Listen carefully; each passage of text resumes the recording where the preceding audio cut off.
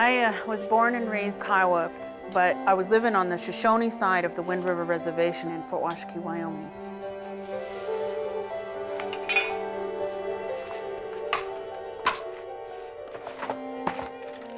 This is my palette.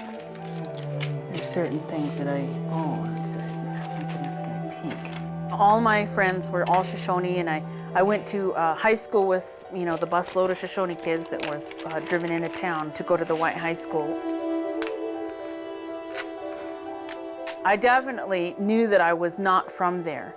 The way that we dressed when we danced, which was a really big social event when the powwows would happen, and the style of the dance.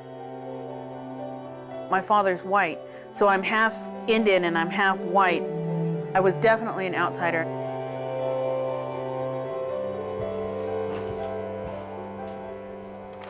The nature of the piece dictates what kind of hide I'm going to use. Some of the hides have blood stains on them, which I kind of like, and some of them don't.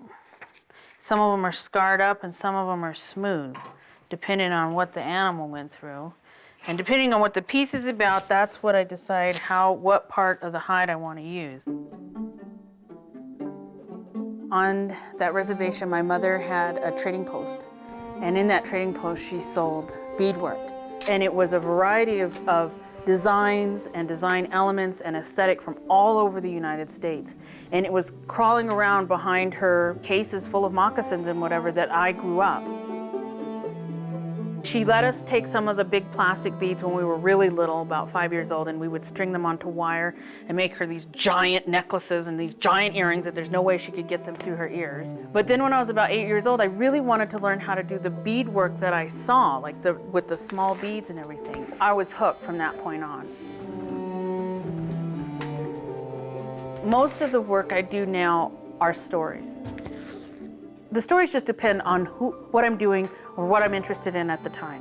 When my first child was born, I became very aware of the fact of how very little I knew about Kiowa stories and Kiowa history. So consequently, there was a whole 2 or 3 years there where the subject matter, the storylines of almost everything that I was doing was either mythological, Kiowa mythological, or historical in some way.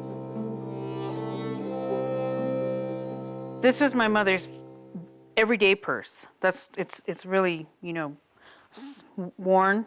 But this was this is where when she went to the grocery store or to the office supply place or whatever, this was the purse that she carried when I was a child. One of the purses that she carried. See, this is that Shoshone beadwork, the pictorial stuff. This is what I grew up with. Some of those bags are probably like the 1920s and 30s, and a couple of them I commissioned artists to make them for me. Almost all the beads in this bag are very old. You can no longer get those. This pink is an old pink, isn't it? Mm-hmm, and that pink. And what I liked too was how they put colors together. Who would have thought to put a pink mane on a horse? Pink legs, pink tail, and pink spots, but it works.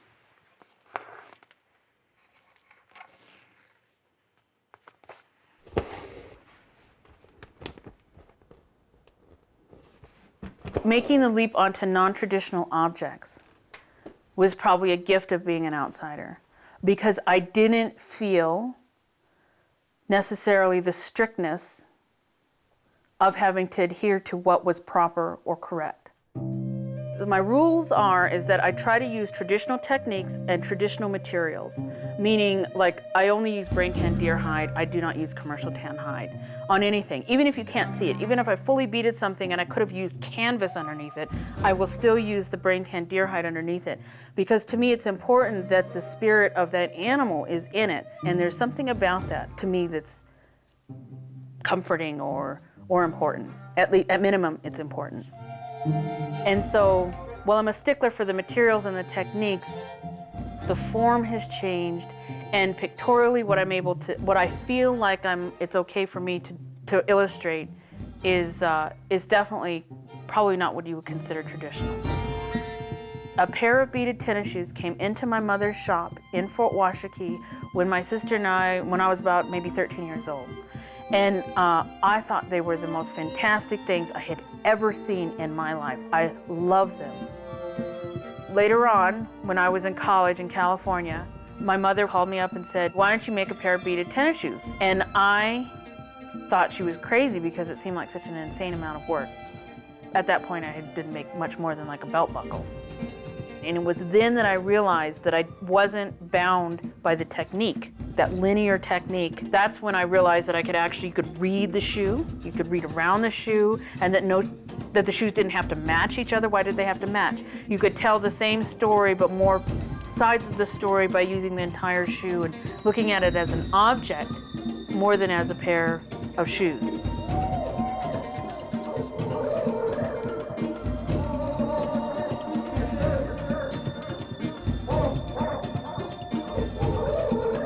The black shoes are called Sun Boys. The Sun Boys are mythical characters among the Kiowa, and I realized my sons were really interested in comic book heroes. Specifically, Spider-Man movies had just come out, and they were all about the Spider-Man.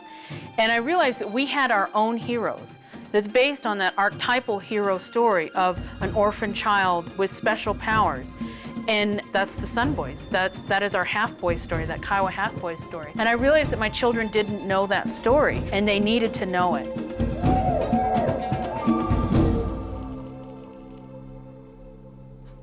My mother is my litmus test, because I figure that if my mother can understand what I'm doing, whether she gets it visually, whether there's any kind of problems with it, or whether it makes her laugh if it's a humorous piece. It has to be understood from a Native point of view. The umbrella was really my first try at telling a long narrative story. So there were like 6 of these panels that when you pulled it apart, I was like, well, this is perfect for telling a story, telling a narrative. So I did a parade scene on it. Usually there's a parade during most powwows. It's the piece that really started my career, what took me many years to call myself, which is an artist. The right to vote piece is and how Native people got the right to vote. In 1924, that vote came to us because Native men in very large numbers, though they were not citizens, fought for the US government in Europe. The way the Indian people teach, you wait for the child to show interest in something, and if they do, then you pursue it with the child. You never say, you're gonna play violin, and you're gonna take violin lessons, and you're gonna become a violin player. It's not like that. It's like, he's interested in learning these songs? All right, come to the drum with me, and I'll teach you these songs, and we'll sing them together, and if you're interested, then you can hang here with us. And that was what she was doing. In her own way, she was teaching us all this information without us even knowing it. You guys remember when I did these? Yeah. All right. I was trying to make your cleats. Okay, Mom. Yes. Why did you put 2 braids? Because I wanted you to look particularly Indian. I don't remember a hat on Nimki's. I thought that if I could make a piece that was exciting enough for a little 8-year-old boy to remember. This is me, this is Nimki's, and this is Mom. The imagery in his mind's eye that maybe when he was laying in bed with his children, he would close his eyes and he would remember the picture that his mother had made of that story and be able to tell that story to his children later on in the next generation.